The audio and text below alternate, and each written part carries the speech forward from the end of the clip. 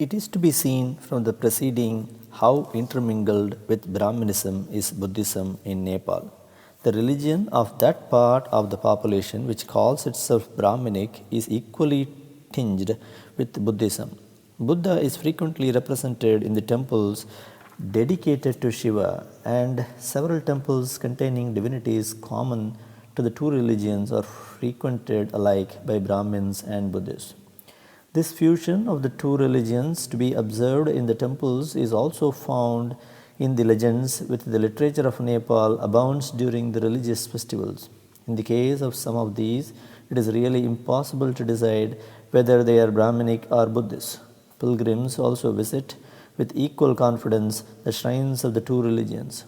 Such is Buddhism at present at Nepal, and it is easy to predict from what has taken place in the past that with the expression of 2 or 3 centuries, it will have been swallowed up in Brahminism.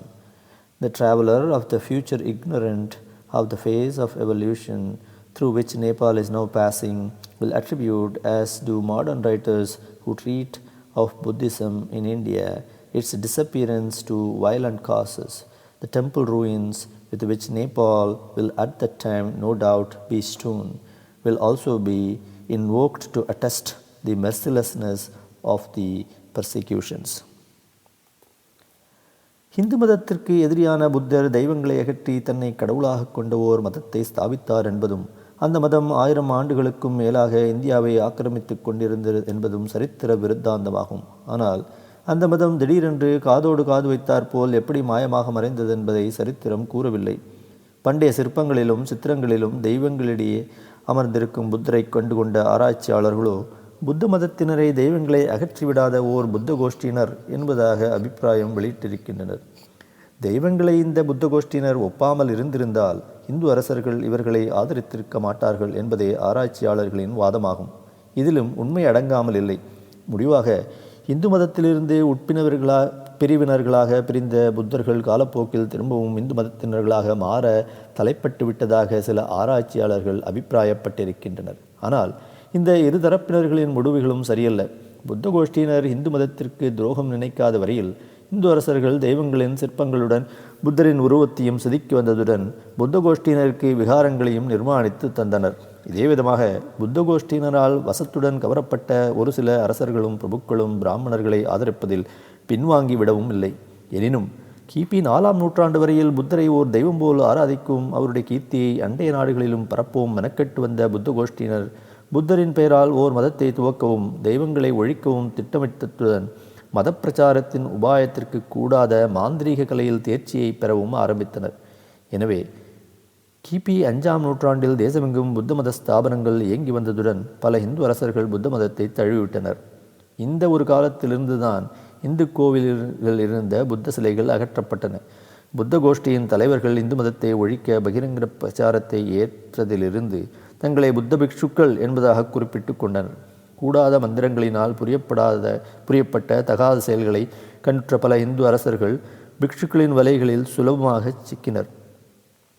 இடையிடையே எஞ்சியிருந்த இந்து அரசர்களோ தனித்தியங்கி இருக்கவும் இயலவில்லை. எனவே 6ஆம் நூற்றாண்டில் பெரும்பாலும் தேசம் முழுவதையும் புத்த மதம் ஆக்கிரமித்து கொண்டு விட்டது. பிராமணர்களும் இதே மந்திரங்களை ஏன் பயன்படுத்தக்கூடாது என்று நீங்கள் கேட்கலாம். பிட்சுக்களினால் பிரயோகிக்கப்பட்டவைகள் சாஸ்திர விரோதமாக கருதப்பட்டதால் இத்தகைய மந்திரங்களை பயிலுவதிலிருந்து பிராமணர்கள் கண்டிப்புடன் தடுக்கப்பட்டிருக்கின்றனர்.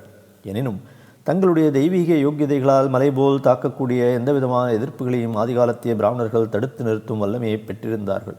ஆனாலும் பிட்சுக்களின் காலத்திய பிராமணர்கள் அக்காலத்திய தரத்தையொட்டிய தெய்வீகத்தை ஏற்று வந்தனரே தவிர நான் கூறியிருக்கும் அத்தகைய உச்சநிலையை இழந்துவிட்டனர்.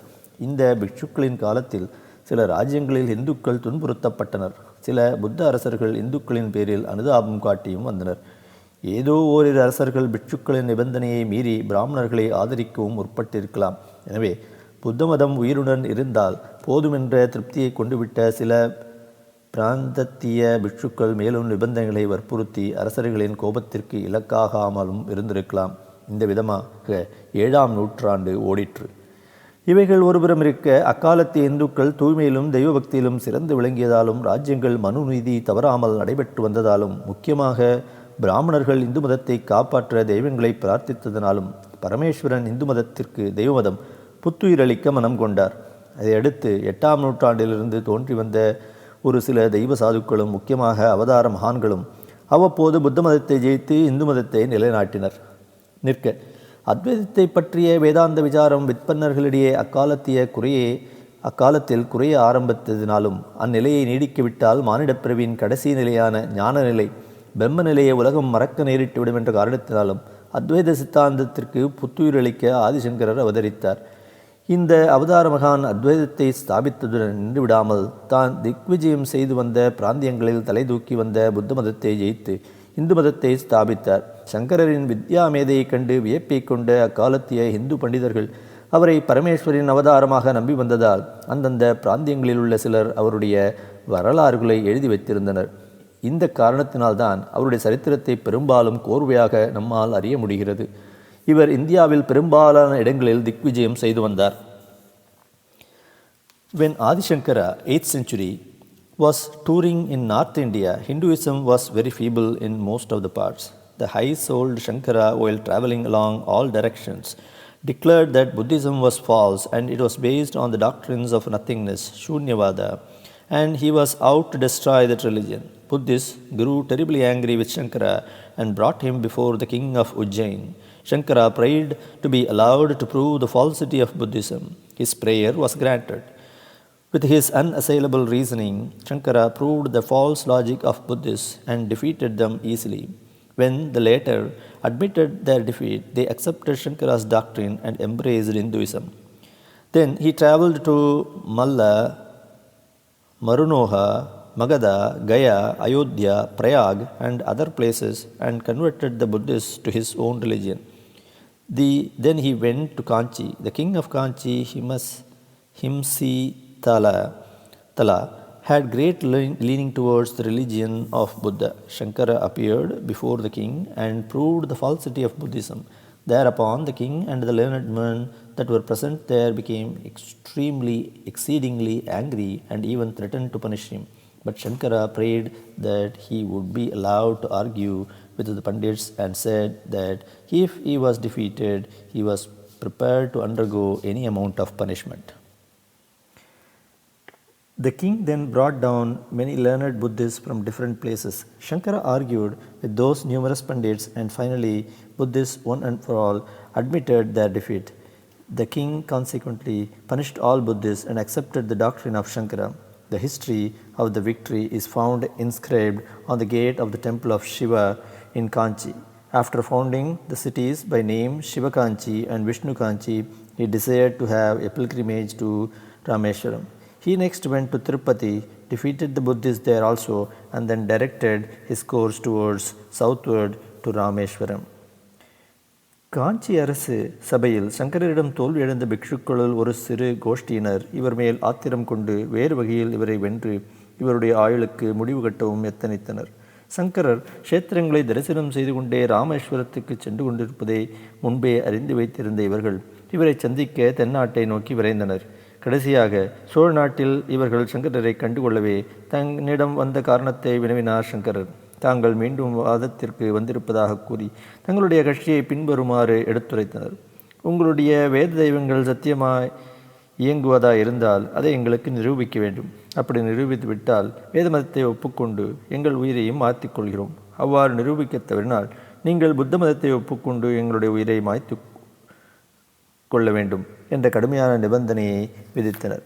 இதற்கு சற்றும் தயக்கத்தை கொள்ளாமல் ஒப்புக்கொண்ட சங்கரர் எந்த க்ஷேத்திரத்தில் உங்களுக்கு நிரூபித்து காட்ட வேண்டுமோ அந்த க்ஷேத்திரத்திற்கே செல்லலாம் என்று கூறி எதிரிகளின் இஷ்டத்திற்கே விட்டு கொடுத்தார். அந்த சமயத்தில் அது அருகில் இருந்ததும் மத்தியார்ஜுனம் திருவிடைமருதூர் என்ற பெயரை கொண்டதுமான மகாலிங்க க்ஷேத்திரத்திலேயே நிரூபித்து காட்டினால் போதுமானதென்றும் அவர்கள் உரைத்தார்கள். சற்றும் தாமதத்தை கொள்ளாமல் மகாலிங்க சந்நிதிக்கு அவர்களை அழைத்துச் சென்றார் சங்கரர். வேத மதத்திற்கு தாங்களே சாட்சி கூற வேண்டும் என்று மகாலிங்கத்தை சங்கரர் வேண்டினார். உடனே வேதமதம் சத்தியம் என்ற தெய்வாக்கு லிங்கத்திலிருந்து கிளம்பியதுடன் நிற்காமல் இரு கரங்களையும் உயரத் தூக்கி அபய ஹஸ்தங்களையும் அருளியது. இத்தகைய எதிர்பாராத தெய்வீக நிகழ்ச்சியை கண்ட புத்தர்கள் வேத மதத்தை ஒப்புக்கொண்டதுடன் உயிரை மாய்த்து கொள்ளவும் ஆயத்தம் கொண்டனர். ஆனால் வேத மதத்தை ஏற்று பிரச்சாரம் செய்து வந்தாலே போதும் என்று கூறி அவர்களை மன்னித்து விட்டார் சங்கரர். பின்பு திருவானைக்காவில் உக்கிரகத்துடன் வீற்றிருந்த அகிலாண்டேஸ்வரிக்கு தாடங்கத்தை சாற்றி சாந்தப்படுத்திவிட்டு மேலும் யாத்திரையை துவக்கலானார். ஞானசம்பந்தரைப் போல சங்கரரும் ஓர் அவதார மகானாவார். ஓர் புரட்சியோ பலாத்காரத்தையோ கொள்ளாமல் இந்தியாவில் புத்த மதம் திடீரென்று மறைந்துவிட்ட காரணத்தை எந்த ஆசிரியர்களாலும் புரிந்து கொள்ள முடியாதனால் அந்த சர்ச்சையில் இறங்க எவரும் மனம் கொள்ளவில்லை. அல்லது தெய்வங்களின் தலையீட்டை அவர்கள் நம்பாமலும் இருக்கலாம். ஆனால் இஸ்லாம் கிறிஸ்துவ மதங்கள் இந்தியாவில் படையெடுத்த பொழுது ஏன் அவதார மகான்கள் தோன்றவில்லை என்று நீங்கள் கேட்கலாம். இத்தகைய காலத்தில் இந்தியாவில் தூய்மையும் நேர்மையும் குறையாமல் இருந்தாலும் கூட தெய்வங்கள் தலையிடக்கூடாத அளவுக்கு தெய்வீக யோக்கியதைகள் குறைந்துவிட்டதால், அதாவது சுமார் 50% குறைந்துவிட்டதால் தெய்வங்கள் மனம் கொள்ளவில்லை. எனினும் மற்றைய அம்சங்களிலும் பிரச்சனைகளிலும் தெய்வங்கள் தங்களுடைய இயக்கத்தை ஏராளமான சந்தர்ப்பங்களில் இந்துக்களிடையே தெளிவுபடுத்தி வராமலும் இல்லை. மேலும் தெய்வ சாநித்தியம் பல இடங்களில் இயங்கி இருந்தன. இந்த இடத்தில் மற்றொரு விஷயத்தையும் கூறிவிடுகிறேன். ஒரு நாட்டில் தெய்வ நம்பிக்கையற்ற மதம் தோன்றிவிட்டாலும் நீதி, நேர்மை, நன்னடவடிக்கை போன்றவைகளை ஓர் இராஜாங்கம் எந்த அளவுக்கு நிலவு வைத்து வருகின்றதோ அந்த அளவுக்கு சுபிக்ஷம், நிம்மதி, உற்சாகம் போன்றவைகளை அளிக்க தெய்வங்கள் பொறுப்பேற்று விடுகின்றன. ஆனாலும் தெய்வீகத்தையோ தெய்வங்களின் இயக்கத்தையோ மக்கள் உணர முடியாது. தெய்வங்களை நம்பி வரும் மக்கள், தெய்வ மதத்திய மக்கள் நேர்மையையும் நன்னடவடிக்கைகளையும் பெரும்பாலும் இழந்து வரும் ஓர் நாட்டில் தெய்வங்கள் தங்களுடைய இயக்கத்தை மறைத்து கொண்டு விடுகின்றன. அதாவது அந்நாட்டின் மக்கள் தெய்வங்களை நம்பி ஆராதித்து வந்தாலும் அவர்களாலும் தெய்வீகத்தையோ தெய்வங்களின் இயக்கத்தையோ உணர முடியாதுடன் தெய்வ பலன்களையும் அடைய முடியாது. ஆனாலும் அதே நாட்டின் நல்லவர்கள் தெய்வங்களை ஆராதித்தால் அவர்கள் அந்த புண்ணியத்திற்கேற்ற பலன்களை மறுபிறவியில் அடையலாம். மகாவாஸ்து பிக்கு Teli வத்தேரஹுலா about Buddha. The text proclaims itself to be repository of the Dharma, based on the teachings of the Buddha, a claim which is hardly justified by its contents. The Lokottaravadina, a sect of the Mahasangika school of Buddhism, which came into existence over 2 centuries after Buddha's Nirvana, consider it as an important scriptural work belonging to their Vinaya, Pitaka, though hardly any Vinaya or disciplinary teaching can be found in the present text. It is written in Buddhist hybrid Sanskrit, a mixture of the then prevalent Middle Indic dialects with a lot of Sanskritization, which presents complicated problems for the linguist. No definite date can be assigned for this compilation, but as Dr. Winternitz suggests, the nucleus of the work is old and probably originated as far back as the 2nd century BC, even though it was enlarged in the 4th century AD and perhaps still later by additions and interpolations. The social and administrative structures described in the MV would make it more a work of the 4th century AD than of an earlier date. Needless to state, this portion is the most informative and readable part of the present study. Reviewed by SR Iyer. 173. A. கோடி பிறவி எடுத்து பாமரனாக பிறப்பான் பாதகன். B. விவேக நிலைக்கு அத்தனை பிறவிகள் ஏற்பவன் பாமரன். C. பாதக நிலைக்கும் பின்னேறக்கூடியவன் பாமரன். D. பாமர நிலைக்கு பின்னேறவும் கூடியவன் விவேகி. E. தன் நிலையிலேயே முன்னேறுபவன் சாது. F. ஜீவ சமாதியில் அமரக்கூடியவர் மகான். G. ஆயுளை நீடித்து கொள்ள வல்லவர் துறவி. 173 A to D. ஏணிப்படி. பாம்பு போன்ற சித்திரங்களினால் வரையப்பட்ட பரமபத சோபன படம் என்ற படத்தை கொண்டு விளையாடுகிறார்களே, அந்த விளையாட்டு A to Dயை சார்ந்ததாகும். 174. தானுநரா ரிஷி வாக்குகளை மாறாக கற்பிப்பவன் பாபி. B. அசுரர்களை பாதகர்களைப் போல் நினைப்பவன் பாமரன். C. விஷ்ணுவை ஜெகத்திற்கு அதிபதி என்றறிந்தவன் விவேகி. D. சிவனை சப்தமண்டலத்திற்கு அதிபதி என்பான் சாது. E. மகத்துவத்திற்கு தவமேற்ற ரிஷிகள் புராண விவேகி. F. விஷ்ணுவை வீழ்த்த தவமேற்ற அசுரர் புராண விவேகி. G. விஷ்ணுவாலே வெல்லப்பட்ட அசுரர் பரம விவேகி. H.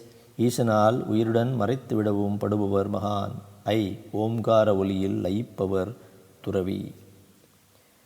174 F. G. மகோன்னதமான பதவிக்கு மேனம் கொண்டு விட்ட அசுரர்களை பற்றியும் இவ்விடம் குறிப்பிடாமல் இருக்க முடியவில்லை. தேவர்களுக்கு தாயாதிகளான இவர்கள் பிராமணர்களாவர். ஆனால் கோபிஷ்டர்கள், மூர்க்கர்கள், பதவியில் எல்லைக்கு மீறிய பேராசை கொண்டவர்கள்.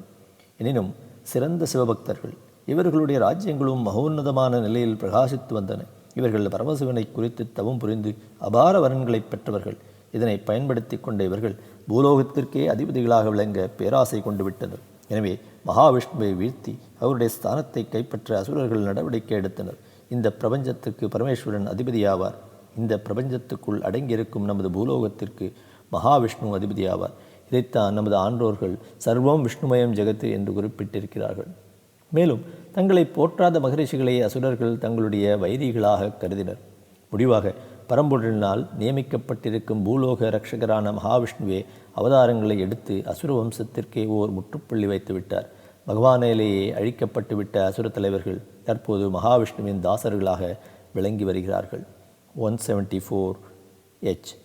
நந்தனார், ஸ்ரீதர ஐயாவாள், கோவிந்த தீக்ஷிதர் முதலியவர்களின் பூத உடல்களை மறைத்து தன்னிடம் ஆட்கொண்டார் சிவபெருமான்.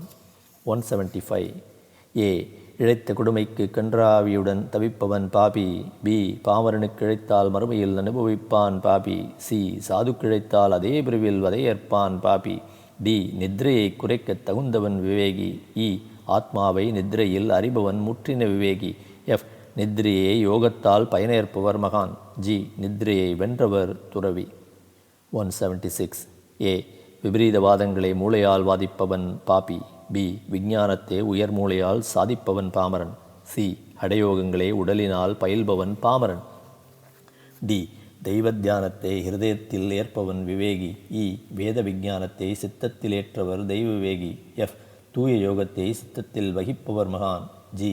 மூளையின் தேவையை முற்றிலும் ஒதுக்கியவர் மகான். எச். நிஷ்டையை மேனியிலும் வகிப்பவர் துறவி. ஐ. சத் சித் ஆனந்த ரூபியாக விளங்குபவர் ஞானி.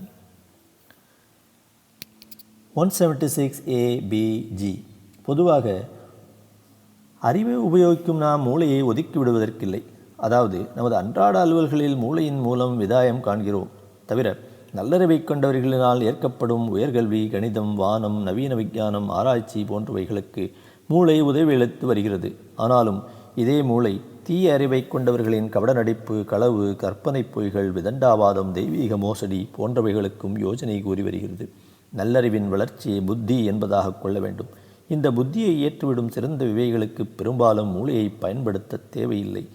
மகான்களோ பக்தி பாசத்தில் லயிப்பவர்கள் ஆதலால் அவர்களுக்கு மூளையை பயன்படுத்த வேண்டிய தேவை கிடையாது.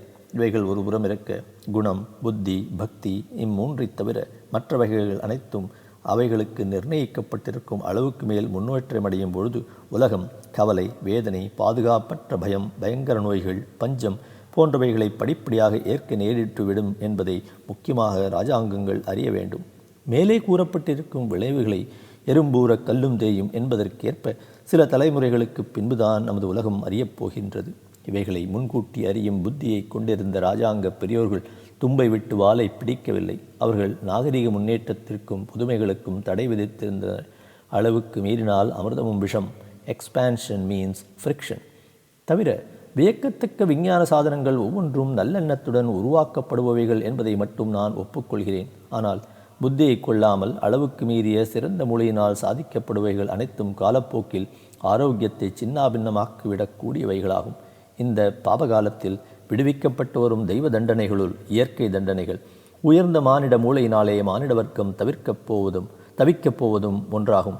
இத்தகைய விஞ்ஞான மூளையை ஒவ்வொரு கலியுகத்திய பாபகாலங்களிலும் கலிபகவான் ஒரு சிலருக்கு அளித்து வருகிறார். ஒவ்வொரு மகாயுகத்தின் கடைசி யுகம் கலியுகமாகும். 4 யுகங்களை கொண்டதும் ஒரு மகாயுகமாகும். அந்த 4 யுகங்கள் பின்வருமாறு: கிருதயுகம் 17,28,000 ஆண்டுகள், திரேதாயுகம் 12,96,000 ஆண்டுகள், துவாபர யுகம் 8,64,000 ஆண்டுகள், கலியுகம் 4,32,000 ஆண்டுகள். நமது பூமி 1000 மகாயுகங்களை ஆயுளாக கொண்டதாகும். குறிப்பு: நமது கலியுகம் தற்போது சுமார் 3 லட்சம் ஆண்டுகளை கடந்துவிட்டது. 177. பாப புண்ணியங்களை பொய் என்று கூறுபவன் பாபி. பி. சில புண்ணிய செயல்களால் பெருவாமையை நினைப்பவன் பாமரன். சி. உலகை மாயை என அனுமானிப்பவன் சிறந்த விவேகி. டி. யாதும் அனித்தியம் என்பதை உணர்பவன் முற்றின விவேகி. இ. மாயையின் ஒருமையை ஆதாரத்தால் அறிந்தவர் தெய்வ விவேகி. பகவானையும் தன்னையும் இரண்டாக காண்பவர் மகான். மாயையை உணர்ந்து ஒருமையில் லயிப்பவர் துறவி. கடவுளுடன் அத்வைதியாக கலப்பவர் ஞானி. 177A. நம்முடைய உடலை உண்மையாக நாம் உணரும் வரையிலும், நமது உடல் ஆயுதத்தினாலோ கொடிய நோயினாலோ பாதிக்கக்கூடிய வரையிலும், மெய்யான பசியையும் தாகத்தையும் உணரும் வரையிலும், பாபம் புண்ணியம் என்ற இரண்டும் மெய்யானவைகளே ஆகும். 177B. கங்கா ஸ்நானத்தை ஏற்றுவிட்டதனாலோ, சில குறிப்பிட்ட க்ஷேத்திரங்களை தரிசித்து விட்டதினாலோ, அல்லது சில தெய்வ கர்மாக்களை முடித்து வருவதனாலோ, சில புனித பணிகளை செயலாற்றுவதாலோ மறுபிறவி கிடையாது என்பதாக கூறுவதுண்டு. ஆனால் அத்தகைய பற்பல புண்ணியங்களை அக்காலத்திய நல்லவர்கள் செயலாற்றுவதன் மூலம் பிறவிகளில் மேல்மேலும் உயர வேண்டும் என்ற நல்லெண்ணத்தில் ஆன்றோர்களால் புகட்டப்பட்டவைகளாகும். எனவே இந்த புண்ணியங்களை பாவிகள் புரிந்தால் அவர்களுக்கு பலன் கிடையாது.